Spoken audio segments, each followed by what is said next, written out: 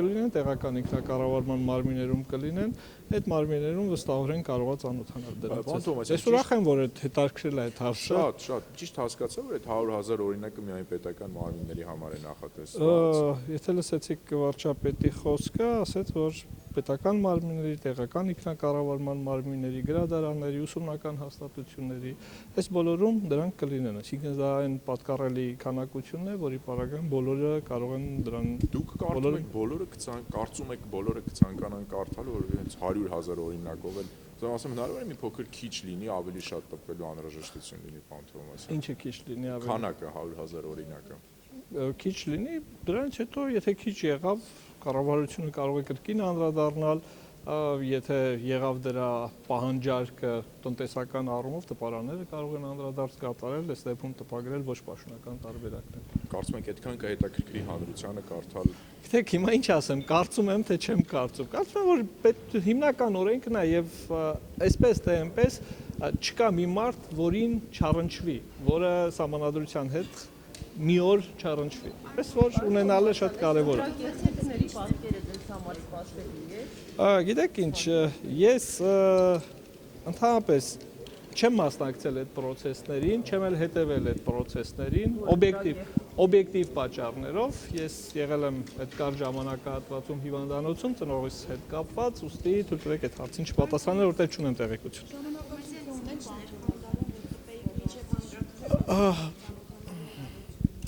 Ներողություն մի հատ։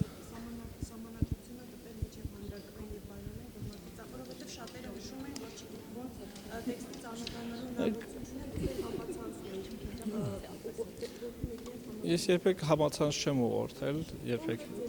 շատ բարի։ Այսպես ասեմ, քանի օրինակ, պիտի հետևյալ կերպ պատասխանեմ, ինքը բավականին բարդ փաստաթուղթ է եւ ես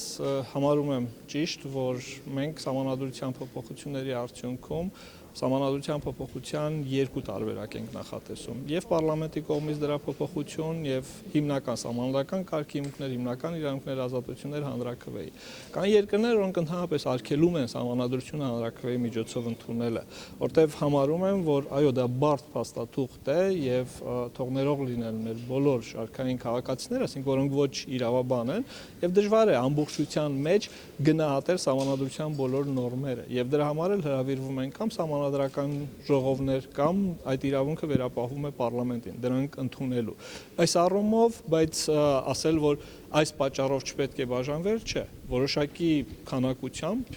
բաժանվել է, եղել են դրանք, կարող եմ գնահատել քիչ էր, շատ էր, կդժվարանամ ես այդ հարցին ընդհանրապես պատասխանել, բայց դա չի նշանակում, որ այս փուլում դրա անելու անհրաժեշտությունը չկա։ Այսինքն որտեվ դրա անհրաժեշտությունը կա, որտեվ կրկնում եմ, այսպես թե այնպես յուրաքանչյուր ոք դրան առնչվելու է։ Եթե այսօր, ասենք, դուք ցանկացած անգամ փողոցում ցուցարարների եւ ոստիկանի հետ ընթարման ժամանակ, դուք մեկ էլ կլսեք այդ ցուցարարներից մեկը հղում է անում սահմանադրությանը։ Սա արդեն ուրախալի փաստ է, անկախ ամեն ինչից։ Երբեմն ճիշտ չի անում, երբեմն ճիշտ նորմին չի անում, բայց այս երևույթները ընդհանրապես ուրախալի եւ լավ երևույթներ են։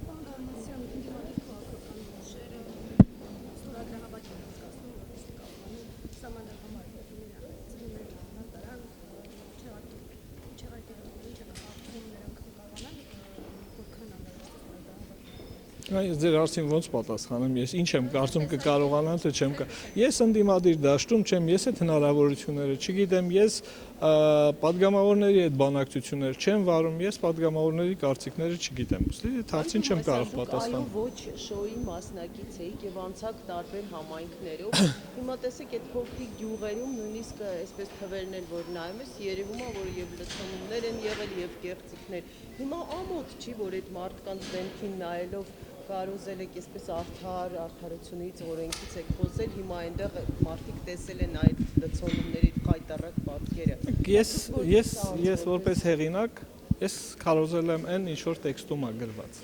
Ես չեմ եղել, ես չեմ կարող եմ չկիսել ձեր գնահատականները, բայց ես չեմ կրում պատասխանատվություն ընտրությունների կազմակերպման process-ի համար։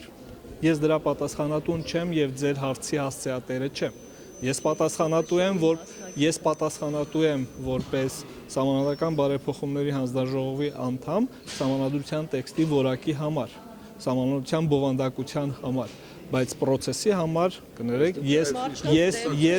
չեմ այն պատասխանատու անձը, որը ձեր հարցին կարող է պատասխանել։ Հրայր Թովմասյանի վրա ոչ որպես ուղղակի քաղաքացի Հրայր Թովմասյան, ոչ որպես Սահմանադրական բարեփոխումների հանձնաժողովի անդամ, ոչ որպես Հանրապետական կուսակցության խորհրդի անդամ, ոչ որպես Ազգային ժողովի աշխատակազմի ղեկավար, որևէ տեղ դրված չի պարտականություն ապահովելու ընտրությունների պատշաճ որակը եւ այլ եւ այլ։ Ես չեմ դրա հասցեատերը։ Այլ հարցեր։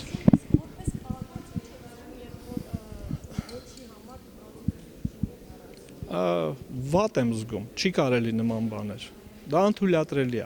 Եթե ես չգիտեմ, ես շատ հպանցիկ եմ այդ ամբողջին անդրադարձել, բայց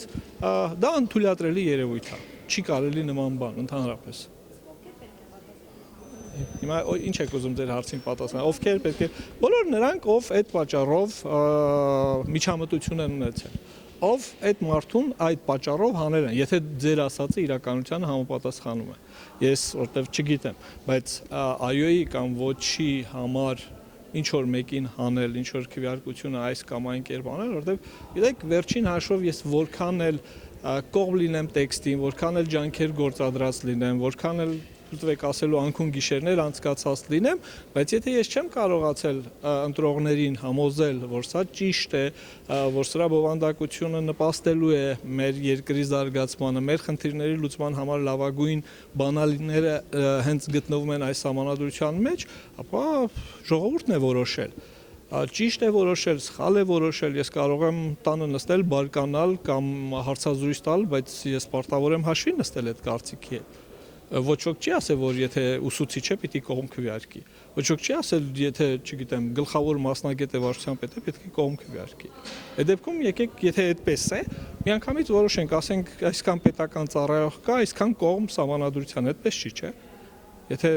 այդ սկզբունքն էր, ուրեմն այդպես չէր։